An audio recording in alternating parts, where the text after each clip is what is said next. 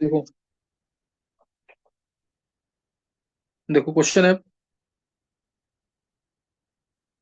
देखो question 24th। Dinitrogen and dihydrogen react with each other to produce ammonia according to the following chemical equation. N2 + 3 N2 + 3 H2 आएगा, तुम बताइए। N2 + 3 H2 gives 2NH3।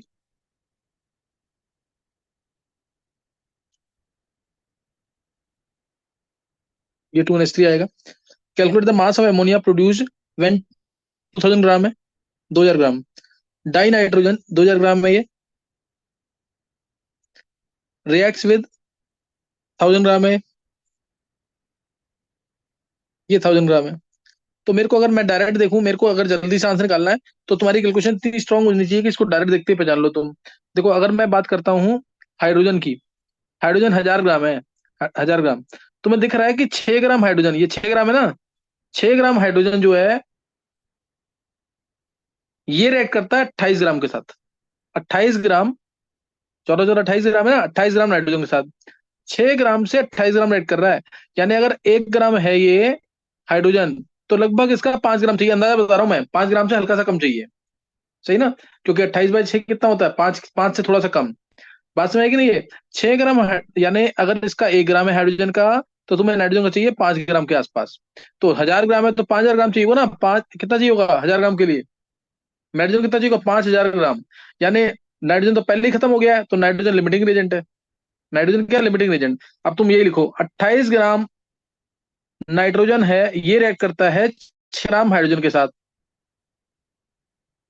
समझ गए कि नहीं? ये 28 ग्राम नाइट्रोजन जो है वो रिएक्ट करता है 6 ग्राम हाइड्रोजन के साथ। तो 2000 ग्राम नाइट्रोजन ये कितने से रिएक्ट करेगा? 6/28 × 2000, ये आ जाएगा। तो ये कितना आ गया?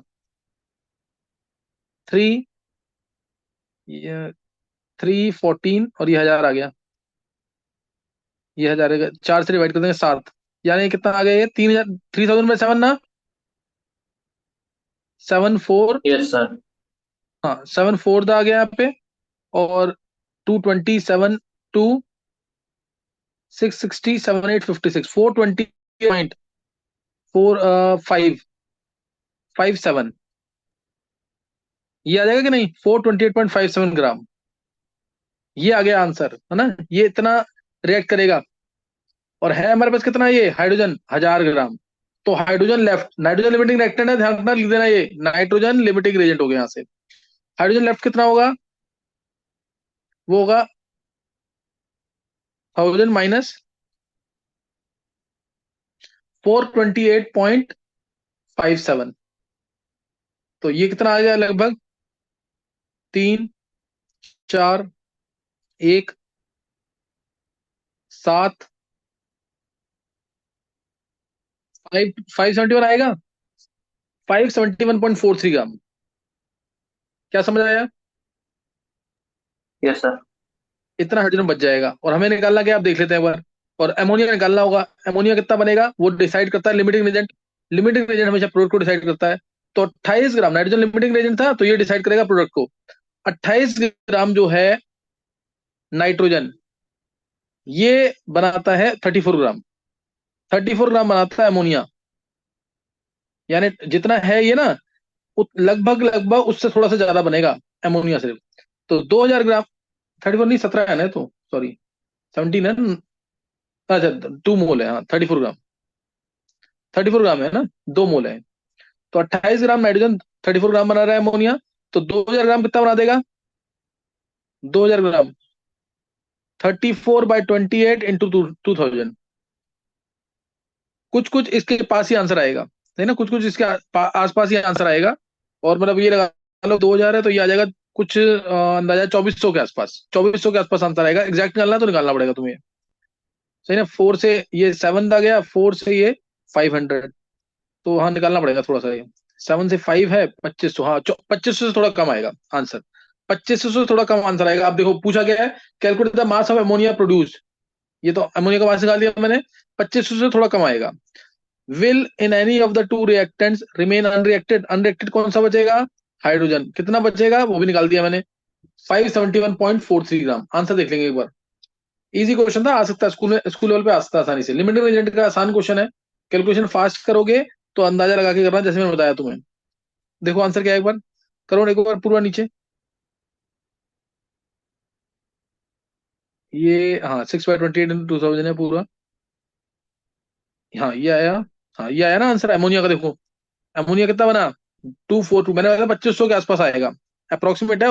ऑप्शन आते हैं तो तुम्हें ऑप्शन देख के करना है सीधा, 2500 से थोड़ा कम मैंने बोल दिया था तुम्हें आंसर। नेक्स्ट, और नाइट्रोजन लिमिटिंग एजेंट है, हाइड्रोजन एक्सेस में है, ये पता लग गया तुम्हें। और कितना बचेगा वो नीचे देता रखा होगा, ये रहा mass of dihydrogen left unreacted, कितना बचा 571.4 ग्राम, ये बताया था मैंने तुम्हें अभी। सही ना, तो इजी क्वेश्चन था, थोड़ी सी कैलकुलेशन थी इसके अंदर। नेक्स्ट, नेक्स्ट क्वेश्चन है, how are 0.5 mole Na2CO3 and 0.5 molar Na2CO3 different. ये तो बहुत सिंपल सी बात है, 0.5 मोल है ये, 0.5 मोल Na2CO3, ये 0.5 मोल ही रहेगा। अगर वेट निकालना है इसका तो 0.5 इंटू इसका वेट Na2CO3, 60 होता है कार्बोनेट, और ये कार्बोनेट का 60 हो गया, 60 और ये हो गया सर 46 106 पर 106, तो ये 53 ग्राम आ गया सीधा। सही ना। और 0.5 मोलर डिफरेंट कैसे है, 0.5 मोलर का मतलब 0.5 मोल इन 1 लीटर सॉल्यूशन, यानी ये वही हो गया 53 ग्राम इन 1 लीटर सॉल्यूशन। तो बस 0.5 मोल है तो उसका मतलब सिर्फ 53 ग्राम है, कितने वॉल्यूम में नहीं पता। लेकिन अगर मैंने 0.5 मोलर लिख दिया तो 1 लीटर में 53 ग्राम होगा, मोलर मतलब मोल्स पर लीटर। नेक्स्ट है, पूरा देखो next, 26, 2H2 plus O2 gives 2H2O, ये आंसर है। तो एक मिनट, इफ 10 वॉल्यूम, ये रहा क्वेश्चन देखो, if 10 volumes of dihydrogen gas react with 5 volume of dioxygen, hydrogen oxygen की रिएक्शन होती है तो क्या होता है, 2H2 plus O2 gives 2H2O। तो अगर 10 वॉल्यूम है इसका, 10 वॉल्यूम हाइड्रोजन का है, तो दिख रहा है कि 5 वॉल्यूम होना चाहिए, 5 वॉल्यूम होना चाहिए ऑक्सीजन का, और इसे 5 ही वॉल्यूम दे रखा है, 5 ही वॉल्यूम दे रखा है। How many volumes of water vapour will, ये तो डायरेक्ट क्वेश्चन है। 2 मोल से कितना बन रहा है, 2 बन रहा है, वाटर वेपर बोला है तो 2 ही बनेगा। 10 से कितना बनेगा, 10 बनेगा, 10 वॉल्यूम आएगा इसका। और दोनों ही ये लिमिटिंग एजेंट है या दोनों ही लिमिटिंग एजेंट नहीं है, सही ना। तो ये 10 वॉल्यूम आ जाएगा सीधा आंसर इसका। 2 मोल से, 2 वॉल्यूम से एक वॉल्यूम रिएक्ट कर रहा है और 2 वॉल्यूम बन रहा है, तो 10 से कितना रिएक्ट करेगा, 10 से 5 वॉल्यूम रिएक्ट करेगा, आधा रिएक्ट करेगा, और बनेगा कितना 10, तो 10 वॉल्यूम आंसर आ जाएगा। देख लो ऊपर आंसर।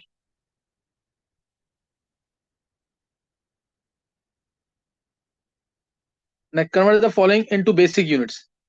अब ये बेसिक यूनिट्स में कन्वर्ट करना है, समझे कि नहीं। बेसिक यूनिट्स का मतलब क्या है, कि जो स्टैंडर्ड यूनिट्स होती हैं, एसआई यूनिट्स होती हैं, 28.7 पिकोमीटर है, तो उसको ऐसे लिखेंगे 28.7 इंटू 10⁻⁻12 मीटर, तो 2.87 इंटू 10⁻⁻11 मीटर, ये आंसर आ गया। 15.15 पिकोमीटर है, तो 15.15 पिकोमीटर मतलब 15.15 into 10⁻⁻12 metre is equal to 1.515 into 10⁻⁻11 metre. 25365 gram milligram है, 25 मिलीग्राम है, वेट की यूनिट होती है केजी, तो ये हो जाएगा पहले, मिलीग्राम है 25.365 ग्राम, और ये आ गया केजी में कितना, 2.5365 इंटू 10⁻⁻1 आएगा, और इंटू 1000 करना है तो इंटू, इंटू 10 क्या करना है, कितना आ जाएगा ये इंटू 10⁻1 आएगा, इंटू 10 कर दिया, और केजी में करना है ग्राम को तो इंटू 10⁻3, तो आंसर आ जाएगा 2.5365 इंटू 10⁻2 केजी। तो ये तो बहुत ही इजी क्वेश्चन है, कुछ भी नहीं, न्यूमेरिकल से हम यूज करते हैं इसको, ऐसा सर यूनिट में कन्वर्ट करना, यानी बेसिक यूनिट। हाँ बोलो।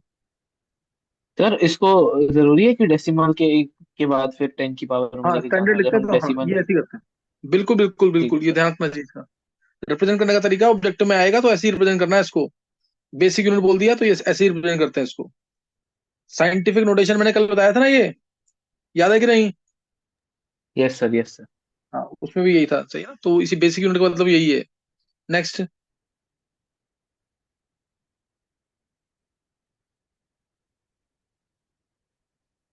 Which of the following will have the largest number of atoms. पहले एयू का वेट होता है 197, ये पता होना चाहिए। एयू 197 वेट होता है, सोडियम का 23 होता है, लिथियम का 7 होता है, Cl2 है 71 हो जाएगा। तो देखो एयू है तो 71 ग्राम में, और 197 ग्राम में, 197 ग्राम में एन नॉट एटम्स है। तो 1 ग्राम में कितने होंगे, एन नॉट बाय 197 इंटू 1। तो एन नॉट बाय 197 एटम्स है इसमें, पहला केस में। दूसरा केस, ये फर्स्ट है। सेकंड केस में 1 ग्राम सोडियम के अंदर निकालना है, 23 ग्राम सोडियम होता है वेट, 23 ग्राम के अंदर एन नॉट एटम्स है। तो 1 ग्राम में एन नॉट बाय 23 एटम्स आ जाएंगे। दूसरा केस आ गया। तीसरा केस, 1 ग्राम लिथियम, 7 ग्राम होता है वेट, 7 ग्राम लिथियम के अंदर एन नॉट एटम्स है। तो 1 ग्राम लिथियम के अंदर एन नॉट बाय 7 हो जाएंगे एटम्स। अब इसके अंदर एटम निकालने हैं। 71 ग्राम में Cl2 में एन नॉट मॉलिक्यूल्स है, ये ध्यान रखना, एन नॉट मॉलिक्यूल्स है। तो 1 ग्राम में एन नॉट बाय 71 मॉलिक्यूल्स होंगे, और एक मॉलिक्यूल में 2 एटम है, तो N nought by 71 into 2 atoms आ जाएंगे। क्या क्लियर है लास्ट वाला केस? एटम निकालना है उसमें, एन नॉट बाय 71 इंटू 2 कर देंगे, क्योंकि एक Cl2 के अंदर 2 एटम होते हैं।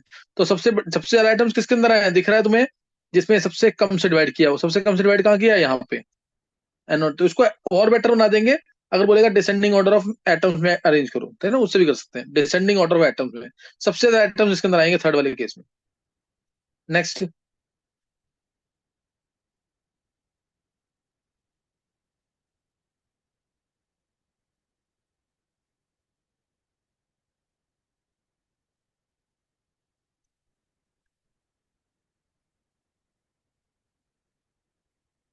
नेक्स्ट क्वेश्चन है, calculate the molarity of a solution of ethanol in which the mole fraction of ethanol is 0.04। Mole fraction of ethanol देखा 0.04, density of water to be 1, है ना।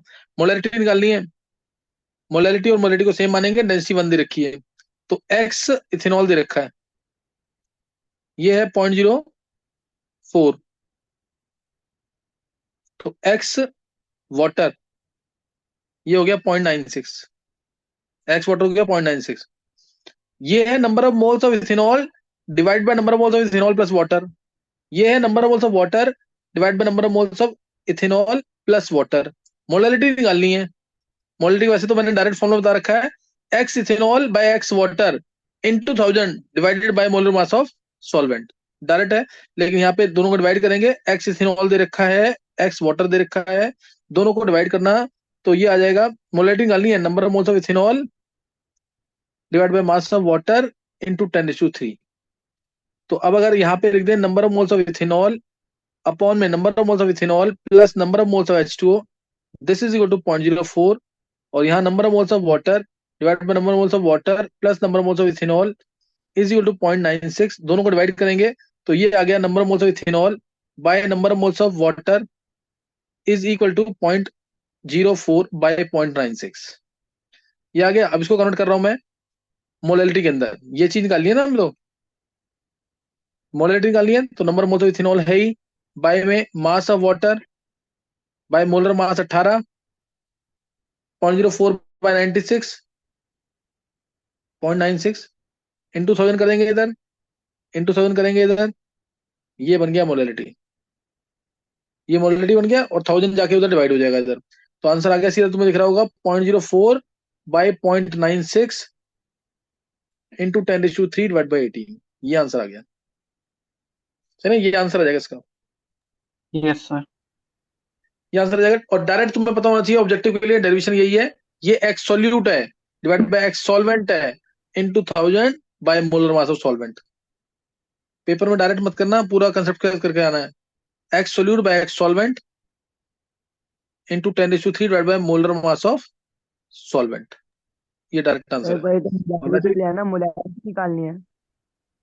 हाँ मोलैलिटी निकाल ली ना, डेंसिटी 1 है वाटर की, तो मोलैलिटी जो है मोलैलिटी के इक्वल ही होगा। और वैसे भी अगर तुम्हें नहीं दे रखा हो, बड़े बड़े न्यूमेरिकल्स में मानते यही है कि हम मोलैलिटी को और मोलैलिटी को सेम मानते हैं, डिफरेंस डाइल्यूट सॉल्यूशन मान करके हम ऐसा करते हैं कि मोलैलिटी मास ऑफ सॉल्वेंट जो है वॉल्यूम ऑफ सॉल्यूशन के लगभग इक्वल है, मोलैलिटी मोलैलिटी दोनों सेम मान लेते हैं। सही है। Yes sir. नेक्स्ट, ये क्वेश्चन करके देखना, ये बहुत ही इंपॉर्टेंट क्वेश्चन है, आगे ट्वेल्थ में सॉल्यूशन चैप्टर में बहुत यूज होगा ये।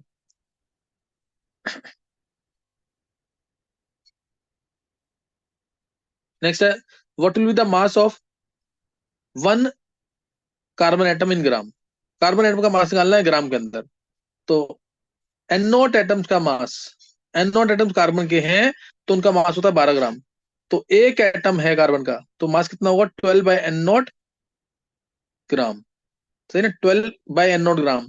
और ये अगर तुम्हें पता है कि 1/n0 ग्राम जो होता है दिस इज 1 AMU, तो ये आ जाएगा 12 AMU। 12/n0 ग्राम को 12 एटॉमिक मास यूनिट भी कहते हैं। सही, 12/n0 ग्राम को 12 atomic mass unit. Next question,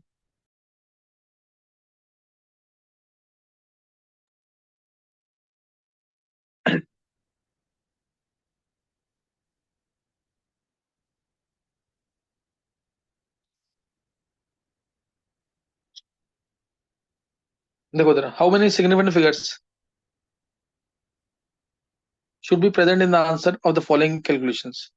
ये मैंने कल तुम्हें हिंट दिया था, क्या किसी को याद है क्या कैसे आंसर निकालते थे? Yes sir. पहले वाले में सर जो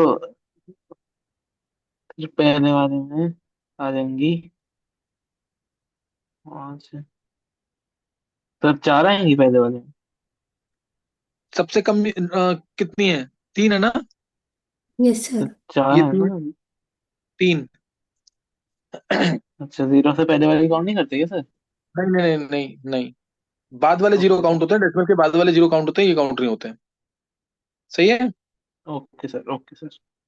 तो इसमें इसमें जो आंसर तुम निकालोगे पूरी कैलकुलेशन करने के बाद जो आंसर तुम्हारा आएगा उसको 3 सिग्निफिकेंट फिगर्स में कन्वर्ट करना, उसको 3 सिग्निफिकेंट फिगर्स में कन्वर्ट करना है, बस तुम्हें आंसर अभी 3 ही बताना है इसके अंदर। नेक्स्ट वाले में एग्जैक्ट नंबर सर में मत एक। देखना, एक नहीं, एग्जैक्ट नंबर में मत देखना सिग्निफिकेंट फिगर्स, दूसरा जो है वो डिसाइड करेगा।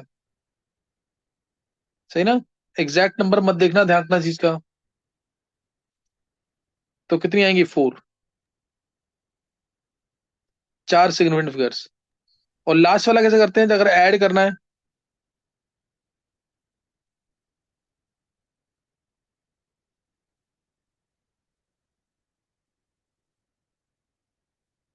इसमें डेसिमल सर प्लेसेस 3 ही देखते हैं। होंगी। इसमें नहीं, नहीं ये ध्रुव एक बार थोड़ा सा रूल पढ़ियो, जब एडिशन सब्ट्रैक्शन करते हैं ना उसमें least number of decimal places देखते हैं, तो इसमें भी least number of decimal places इसमें भी 4 है, 4 और 4 डेसिमल प्लेसेस देखना, डेसिमल की प्लेस, तो तीनों में 4 है ना, तो इसके आंसर के अंदर 4 सिग्निफिकेंट फिगर्स होनी चाहिए। सही ना। Okay sir. Yes sir. Next,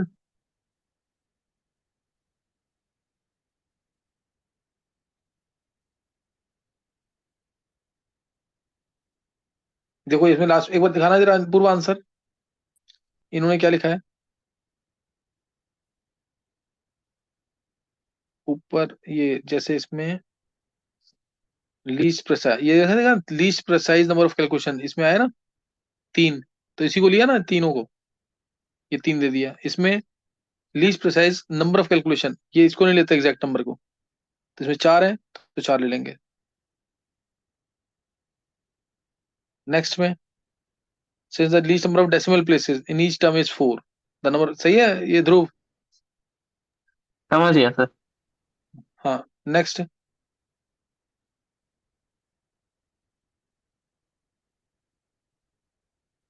ये तो क्वेश्चन बहुत बार कवर किया हमने।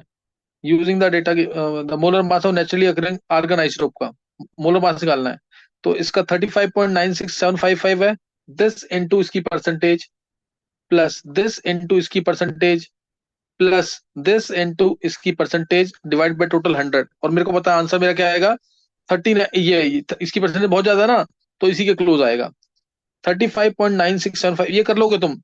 सही ना।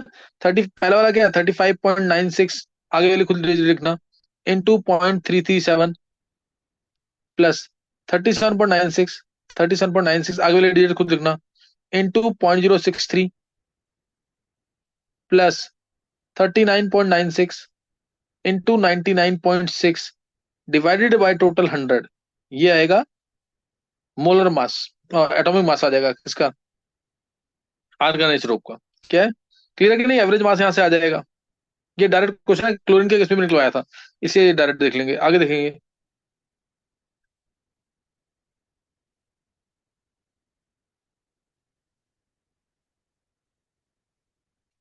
नंबर ऑफ एटम्स निकालने हैं हर एक के अंदर, डायरेक्ट क्वेश्चन है ये भी। 52 मोल्स आर्गन का वेट होता है कितना, आर्गन का वेट कितना होता है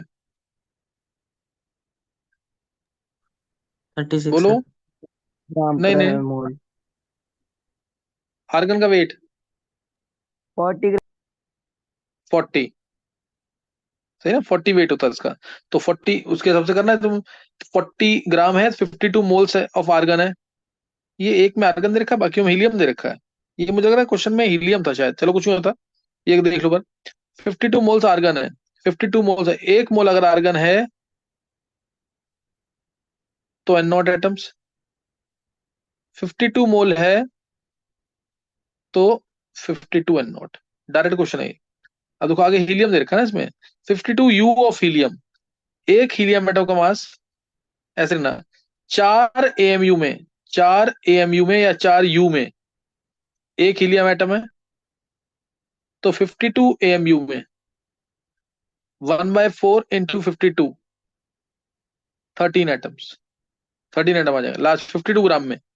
52 ग्राम में कितने एटम्स होंगे, हीलियम का वेट होता है 4 ग्राम, 4 ग्राम में एन नॉट एटम्स है, तो 52 ग्राम में N0/4 इंटू 52 यानी 13 N0, 13 N0। क्लियर है कि नहीं ये? Yes sir. बहुत ही अच्छा क्वेश्चन है, यू वाला क्वेश्चन एक बार ढंग से करना है इसको ना। नेक्स्ट,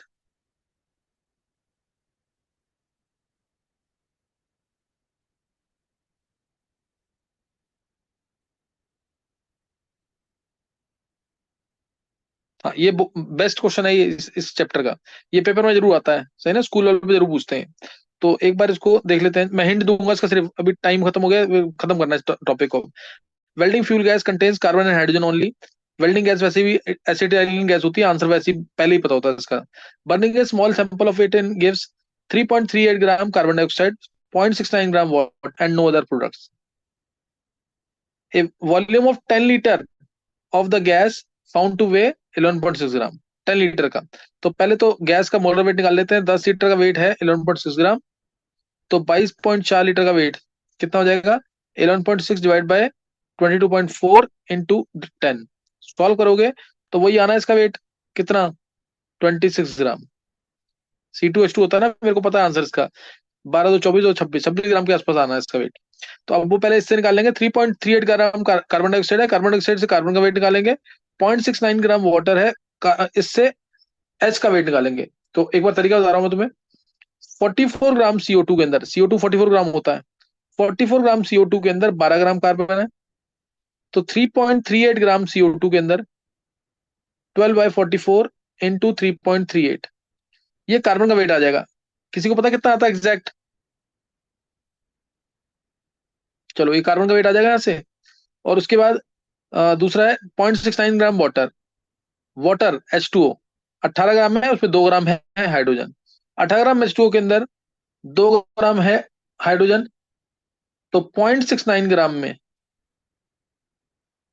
2/18 इंटू 0.69, वेट पता है किसी को कि नहीं है? 1199 से कितना आ जाएगा, 0.07, हाँ 9 7 63 होता है, 6 60 सर 9। हाँ हाँ बोलो। सर ये जो आपने नीचे कैलकुलेशन करी है 10 लीटर में 11.6 है, तो बाईस हाँ पॉइंट चार लीटर में आपने गलत नहीं लिखा है? सर बाईस दस पॉइंट चार लीटर तो मल्टीप्लाई होगा ना, 10 डिवाइड होगा। अरे उल्टा लिख, उल्टा दिया, मेरे दिमाग में वही था ना, 11.6/10 आएगा ना, इंटू 22.4। Yes sir. हाँ वो लिख गलत दिया मैंने, आंसर आएगा 26 ही, सही है। Okay sir. Yes sir. हाँ ये आ गया, 0.076 ग्राम आ गया, 0.0767 ये आ गया, और ऐसे ही यहाँ पे जो वेट आएगा कार्बन का ये निकाल लेंगे यहाँ से, कार्बन का वेट आ गया यहाँ से, और हाइड्रोजन का वेट यहाँ से यस आ गया, सर। दोनों को ऐड कर देंगे, टोटल वेट आ जाएगा। तो उससे कार्बन की परसेंटेज निकालेंगे और उससे हाइड्रोजन की परसेंटेज निकालेंगे। एक बार देखेंगे कैसे किया कर रखा है, दिखाना नीचे। मेन हिंट दे दिया मैंने यहाँ पे। हाँ, ये एक मिनट ये आ गया यहाँ पे। देखो ये आया कार्बन का वेट निकाला ना, 12/44 × 3.38। और यहाँ आया हाइड्रोजन का वेट 2/18 × 0.69। दोनों को ऐड कर देंगे, ये ऐड किया दोनों को ऐड कर देंगे, टोटल वेट आ गया 0.9984। परसेंटेज निकालिए कार्बन की, तो कार्बन का वेट ऊपर, divide by total weight into 100, ये कार्बन की परसेंटेज आ गई। ये आ गई 92.32%। नीचे करना, 92.32% आ गई कार्बन की। और हाइड्रोजन की परसेंटेज निकालनी है, तो 0.0767 हाइड्रोजन का weight, divide by total, total weight आ गया, इंटू 100 कर देंगे, तो ये हाइड्रोजन की परसेंटेज आ गई। दोनों की परसेंटेज आ गई, दोनों की परसेंटेज आ गई, तो दोनों के मोल्स निकाल लेंगे। 92.32 कार्बन का परसेंटेज आई थी, डिवाइड बाय 12 कार्बन के मास से, और 7.68 ये रहा हाइड्रोजन के। ध्यान रखना यहाँ पे एटॉमिक मास से डिवाइड करना होता है हमेशा, हाइड्रोजन में 2 से डिवाइड करके गलती मत करना। तो यहाँ से आ जाएगा 12 से, ये कितना आ गया, 12,784, फिर 12,784, 883, 12,784 होता है, 12,6 आ जाएगा, 12,6 72, और 11 बचा 100, 11 12,9, 7.69 आ गया ये, और ये 7.68 है ही। तो यानी 1 1 आ गया ये भी 1, ये भी 1, डिवाइड कर देंगे जब 7.68 से, छोटी वैल्यू से 1 1 आ गया, तो एम्पेरिकल फॉर्मूला आ गया CH, ये हो गया 13, मोलर मास है 26, तो N की वैल्यू आ गई मोलर मास बाय एम्पेरिकल मास, और ये आ गया 26 डिवाइड बाय 13, 2, यानी CH का डबल करोगे तो आंसर आ गया C2H2, ये वेल्डिंग गैस आ गई। समझ आ गया कि नहीं? ये पूरा 3 से 5 मार्क्स में आता क्वेश्चन, इसको बहुत ढंग से करना है। सही ना, इसको बहुत ढंग से करना है, 3 से 5 मार्क्स में आता है। नेक्स्ट दिखाना जरा,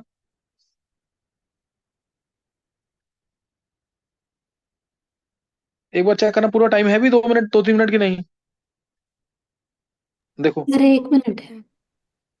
1 मिनट है, चलो एक क्वेश्चन देखो जल्दी से। Calcium carbonate reacts with aqueous HCl to give CaCl2 and CO2. According to the reaction, CaCO3 solid plus 2HCl gives CaCl2 aqueous plus CO2 plus this. What mass of CaCO3 is required to react completely with 25 ml of 0.75 molar HCl? तो HCl का wait निकाल लो, HCl का wait निकाल लेंगे, जो HCl का wait आएगा उससे मास आ जाएगा इसका, CaCO3 का। HCl तुम्हें दिख रहा है यहाँ पे कितना है, 73 ग्राम। 73 ग्राम HCl रिएक्ट कर रहा है, ये वेट कितना है, 100 ग्राम। CaCO3 का वेट कितना होता है, 100 ग्राम। 73 ग्राम HCl 100 ग्राम CaCO3 से रिएक्ट कर रहा है, तो इधर से वेट निकालो कितना आ रहा है, 25 × 0.75 डिवाइड बाय 1000, ये मोल्स आएंगे इसके, मोल्स आ गए इंटू 36.5, ये HCl का वेट आ जाएगा। ये निकालते हैं ना वेट, मोलरिटी का फॉर्मूला लगा करके, मोलरिटी 0.75 है, मास बाय 36.5, वॉल्यूम है 25 ml इंटू 1000, ये वेट आ जाएगा। इससे मास कितना आ रहा है यहाँ से, जो भी मास आएगा 73 ग्राम HCl से 100 ग्राम CaCO3 रिएक्ट कर रहा है, तो जो मास आएगा उससे कितना CaCO3 रिएक्ट करेगा, ये आंसर है इसका। देख लो क्या किया नीचे,